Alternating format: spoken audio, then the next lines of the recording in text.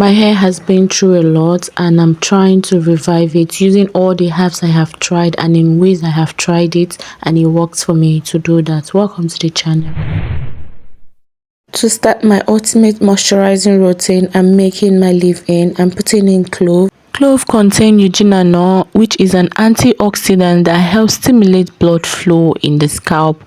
So because of this, it helps promote hair growth, it prevents hair loss and other scalp infection. Rosemary is another kitchen ingredient that promotes hair health.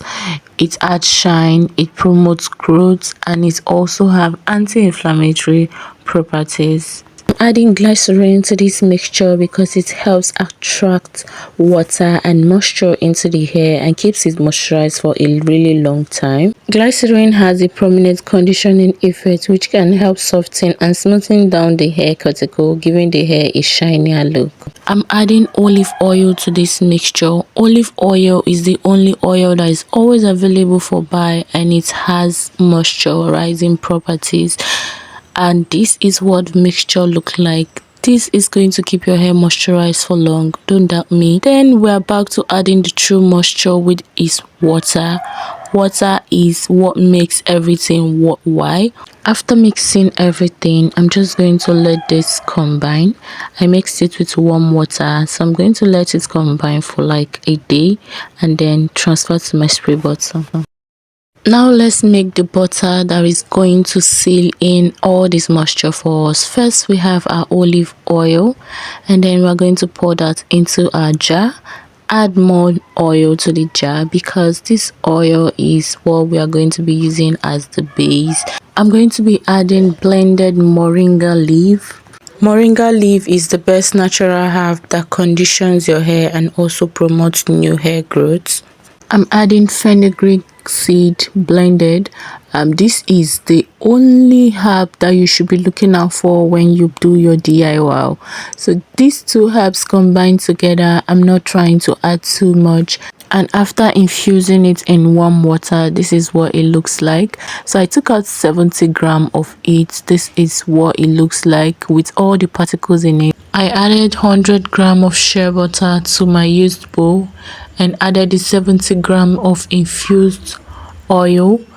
This is what it's looking like, and this bowl was a very big mistake because it ended up burning down when I tried melting it. I'm adding 20 grams of palm oil. Palm oil is a great oil for moisturizing and strengthening the hair follicles. I'm adding vitamin E to maintain the freshness of this formulation and also prevent oxidation of this formula, and it adds lots of benefits to the hair. Once all this is combined together, this is what the mixture looks like, well combined. A few hours later, I used this mixer to mix it, and this is what our final result looks like. So creamy, and this is so moisturizing.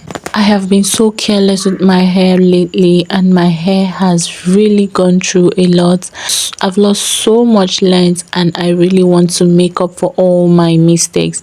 So these herbs are things that I've really tried one after the other, and I have gotten their reaction separately, and I can tell you with all of my confidence that it works so perfectly, especially when it comes to moisturizing your hair. The fenugreek, the moringa, all of it combined together will give you the perfect moisture you need. The palm oil on its own is a great moisturizer. Adding it to this mixture in small quantity is so that the color doesn't overshadow this mixture. For the leave-in spray, those of you who doesn't like wax on your hair, this is the perfect leave-in spray you should work with. I added glycerin and oil to that mixture because the glycerin will help attract moisture to your hair, and the clove and rosemary, they are so drying. When I used it on its own, my hair dried out immediately, and adding oil and glycerin to every mixture that has clove inside is something you really need to try. It is a game changer. So my hair is so moisturized, and I feel like it's a little bit staining. I feel it's staining. So if you want to make your own mixture and you don't want it to have any staining effect, I think you reduce the quantity of red oil you add. After carefully researching on all these herbs, this is what I'm using to revive my hair back to life after every careless move. Welcome back to the channel.